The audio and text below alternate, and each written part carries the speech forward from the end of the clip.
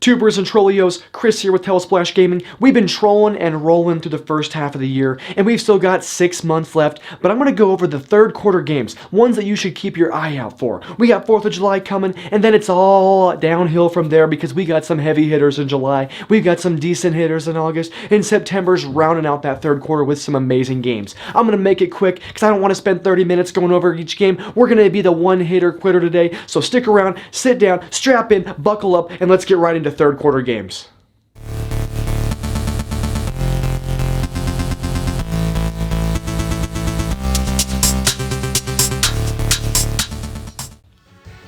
So right after the 4th of July, we're getting Sea of Solitude. Now this is a game that's really unique in its premise. You're playing as a young woman named Kay. You must explore a submerged and desolate city that houses monsters. Maybe that itself isn't the most unique scenario, but here's where it kind of gets interesting. You must explore and uncover the truth as to why you yourself are also a monster. So that's kind of where the uniqueness of this title comes in. So coming out first, Sea of Solitude. Next up is Dragon Quest Builders 2 on July 12th. Now this sequel continues upon the grind to find resources to grow and build buildings and other structures, but it also introduces a few new game mechanics such as underwater travel and flight. This also introduces the ability to play co-op up to 4 players. So if you're a big fan of building, Dragon Quest Builders 2 might be for you. For me, I've always hated games like SimCity, the building games. I'm terrible at RTS. So I'm probably going to pass on this one, but it looks to be a great sequel to the stellar original game. Next up is one that needs no introduction. That's Marvel Ultimate Alliance 3. Now this is a Switch exclusive, which makes it really unique compared to the other releases for the first 2 games. Because being a Switch exclusive, I cannot wait to play this on the go, hang out at my buddy's house. This is the perfect kind of game that I think belongs on the Switch. Not to say the PS4 and Xbox don't deserve a copy, because I think they do, but as a Switch owner as well, I'm super excited about this game. If you haven't played it, this is the old hack and slash at its best. This is not like a loot hack and slash. This is just a full-on go through the level, smash, use your abilities, team up with other mutants, and get the job done. Fire Emblem Three Houses is also a big hitter for July. Now this is the 16th entry in the franchise. Yeah, you heard me right, 16th game in this franchise. And really, I feel like this has kind of been quiet because this is the first home console release since 2007. It's been kind of on the DS, on their Game Boys. This has definitely been one of those that's kind of been flying under the radar if you haven't had the mobile experience. It's a turn-based tactical RPG that features different houses, kind of like Game of Thrones style. Which house are you representing? And you have to side with these houses in order to take care of a war that is happening. So there's multiple playthroughs available, different endings obviously depending on which house you side with. So if you are a fan of the Fire Emblem franchise, this is definitely a must pick up. WOLFENSTEIN YOUNGBLOOD is the next game up, and it's a spin-off of the traditional WOLFENSTEIN series. You assume control of one of 2 characters, and then you can complete this first-person shooter in different ways. It's not linear, there's branching paths, so you can kind of choose which way you want to go. And you actually are playing as if Nazi Germany won the Second World War. So that's kind of a cool premise for the setting. Nazi Germany wins the war, and now you're going out to fight this continued battle. And along the way, you can unlock additional abilities and gear. You can also play this game in a co-op mode with either an AI companion or a real friend if you're lucky enough to have one of those still. Moving on to August. Now we have Remnant from the Ashes. Now to tell you the truth, this is one that I did not know much about. I had to do a little research. This is a third-person survival action game set in a post-apocalyptic world that is filled to the brim with creatures and monsters. Now I don't know about you, I never get sick of the dystopian, apocalyptic games. I always love them. I always think it's so unique to see these different games that have their own take on what the post-apocalyptic world would look like. This is definitely a loot shooter that allows up to 3 people to traverse the ever-changing world together as you battle through enemies and boss fights. These bosses reward you with new armor and weapons to help you continue the grind. So this is a loot shooter in its best form. I hope it ends up doing well so we can take a look at it.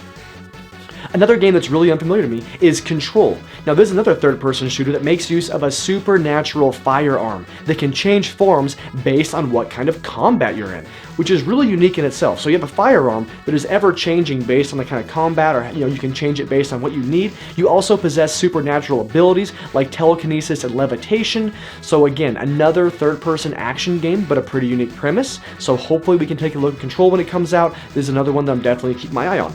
This is one that many people have their eye on, and that's Astral Chain, another Switch exclusive. This unique game allows you to control 2 characters at once. Now what I mean by that is you have a main character, and then you have another character called a Legion who has special abilities that you use in tandem with your main character. This Legion has unique attacks and abilities that you can create some really cool effects, really cool offensive moves, and there's different Legions throughout the game, so you can actually have a plethora of different moves and abilities depending on which Legion you are kind of tandem up with, and this game looks to be really fun, really intense. Nintendo has made a big push on this one, and I know quite a few of my online YouTube buddies are looking forward to this. September starting off with Catherine Full Body. Now this is a remake, or you can call it an enhancement of the 2011 game, and this game in itself is really weird. It is a romantic horror game, if that makes any sense. Basically, in the very beginning of the game, young men have been found dead in their beds with a terrified expression on their faces. Kind of unique a little bit there, and you play as a guy named Vincent, a man who is on the verge of getting married, when all of a sudden, you have a one-night stand with a woman named Catherine. Apparently the story gets wacky from there. I have never actually played the game. I've seen some minor playthroughs, I've seen a few little reviews and things like that, but I've never invested any time into it. The original was really well received when it came out, however, and I feel like this remake or enhancement is going to be pretty interesting. It is a PS4 exclusive. Moving on to another game that needs no introduction, and that's Gears 5. Now, Gears of War is a really fun action third-person game, and if you haven't had a chance to play Gears of War, it's probably because you don't own an Xbox. Pretty much everybody who owns an Xbox has played Gears, so Gears 5 is going to continue on that trend, at least we hope, of what's already been an amazing experience so far. So Xbox, PC owners, you're getting Gears 5 September 10th. And right after Gears 5, if you don't have that Xbox, don't worry guys, because Borderlands 3 is on the horizon for the PS4, the Xbox, and the PC, and you are going to be in for a treat if this game is anything like the originals.